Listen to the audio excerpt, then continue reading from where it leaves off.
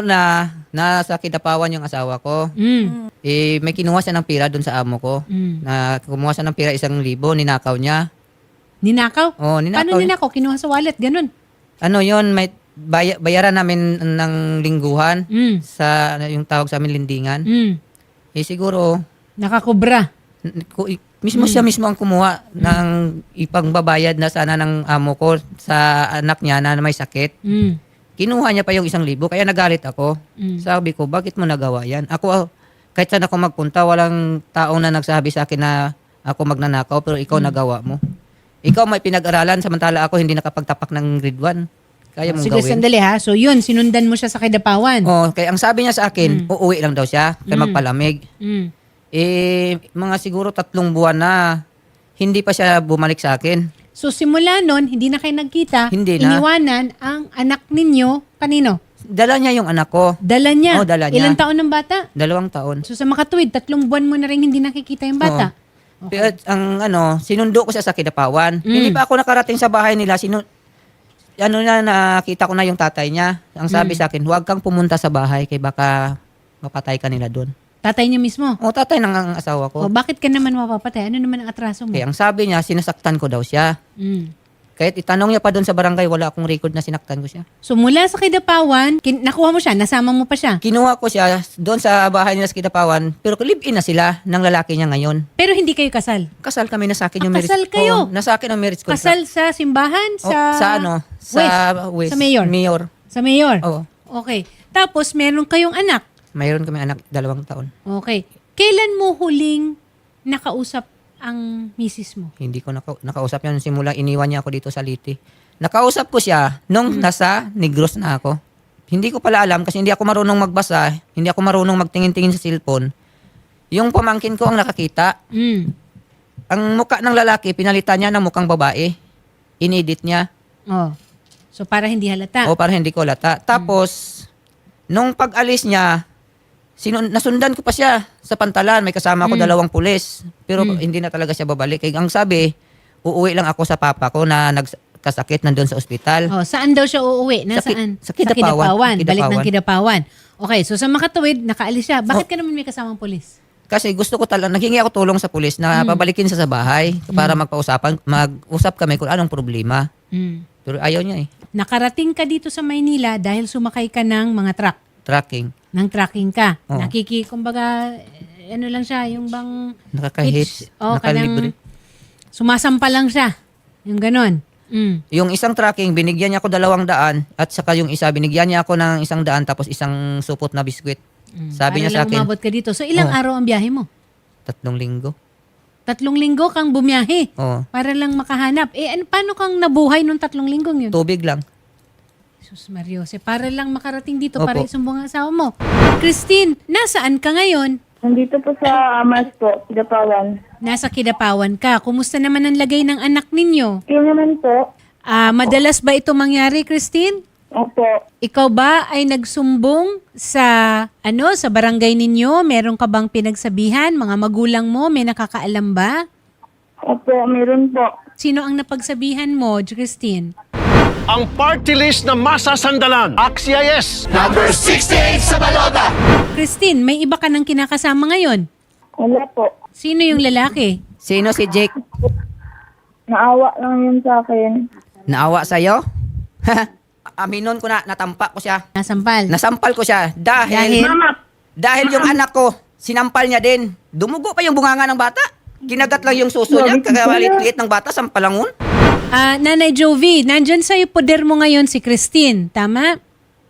Oo po, ma'am. Oo. So ano ba ang isinumbong sa'yo ni Christine? Wala pa lang yung kasama niya, ma'am. Tapos nag-uwi dito sa bahay. Damang mga pasak-pasak.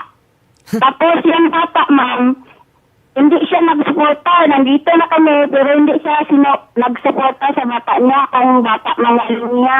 Sabi niya, bata niya man, pero wala man siya nag-suporta. Nanay Jovi, kailan dumating si Christine dyan sa inyo? Year 2024, ma'am. Tapos nagbalik siya kay gisugat sa iyang mana dito, ma'am. Okay. Tapos kay di pa sa ilo na daw niya, nangako na siya, ma'am, na hindi na daw siya manakit, ma'am. Okay. Ang bata niya, iya daw tarungon.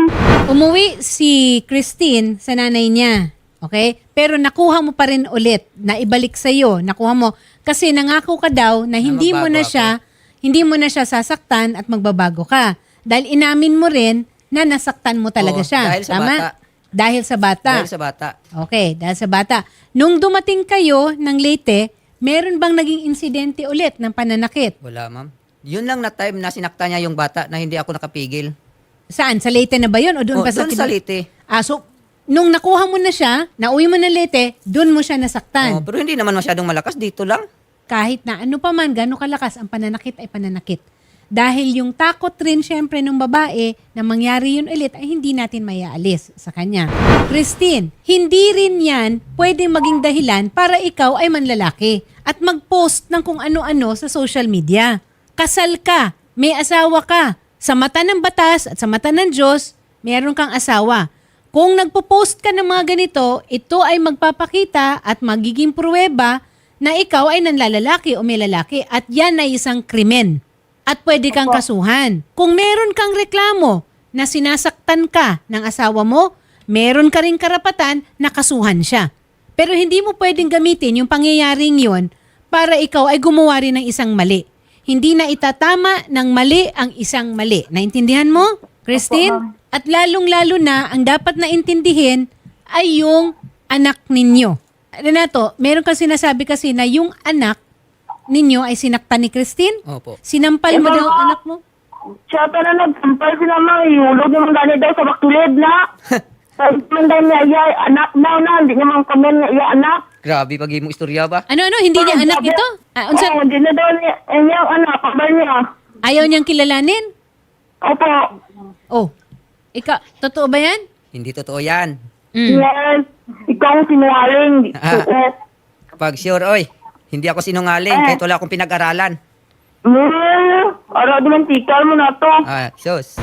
Yung pag-uwi ni Christine doon, ma'am, kinuha na dito. May cellphone si Christine, ma'am. Kinuha na ang cellphone, tapos baligya niya at Okay, para wala na daw makakontak dire.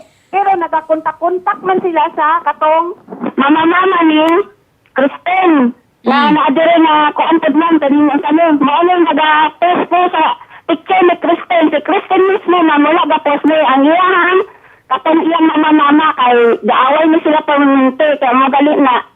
Kay iyaman kong nag-away-away sila, kay dili naman matadaan o kwartagod yung pera ba, hindi na mabigyan. Tapos na siya, nagagalit sa kay Christine. Siya yun ang nag-post sa picture ni Christine na sabi may siya may lalaki. Pero ma'am, hindi yun totoo, ma'am. Yung lalaking sinabi niya, ma'am, nagtulong lang sa kanya, ma'am, pero wala sila yun na nag-ipon, ma'am. So, ibig mo sabihin... naawa lang sa bata, ma'am. Sa bata lang niya naawa. Binigyan ng mga pagkain, gatas, yung mga So, ngayon, ano ang gusto mong mangyari, Renato? Tanungin ko siya kung gusto niya magbalikan kaming dalawa.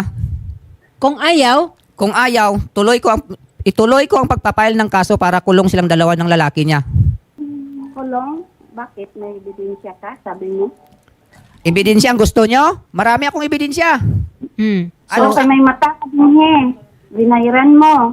Ha? Binayran? Hindi gani ko kabakal sang brief. Hindi gani ako makabili ng brief ko. Magbayad pa ako sa tao. Christine, eto ngayon ang sinasabi ni Renato. Okay?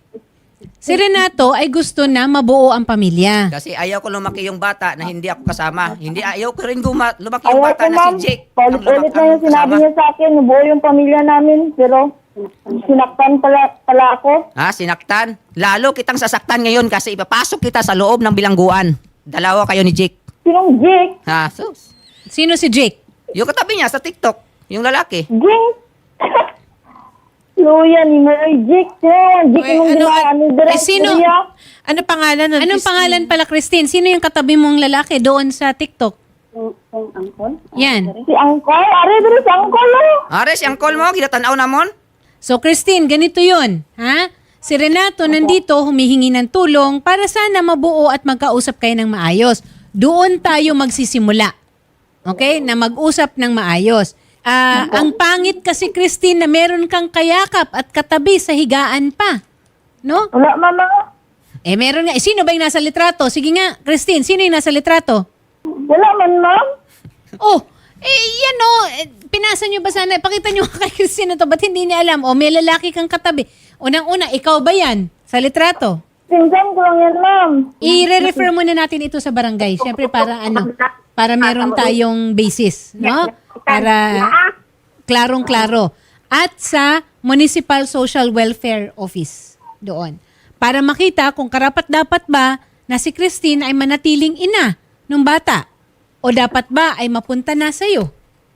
Ha? Kasi pag below 7 years old kasi ang bata, default niyan, automatic sa nanay talaga. Alam ko man yan. Ha?